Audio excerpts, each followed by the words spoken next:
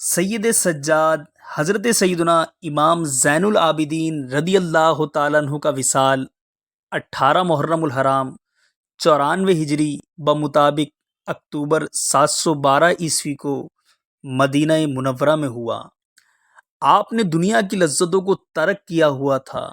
واقعہ کربلا کے بعد آپ کو کسی نے ہنستے ہوئے نہیں دیکھا، بلکہ جب بھی اس واقعہ فاجعہ کی یاد آتی تھی آنکھوں سے آنسوں کی جھڑی لگ جایا کرتی تھی۔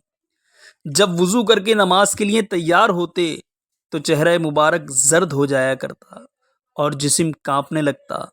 دن رات میں 1000 رکعت نماز پڑھتے، اس لیے آپ کا لقب سجاد ہوا۔ دن کو روزہ رکھتے اور شام کو صرف ایک روٹی کا ٹکڑا کھایا کرتے۔ رات کو ایک بار ختم قرآن شریف بھی کیا کرتے۔ سخاوت پوشیدہ کرتے۔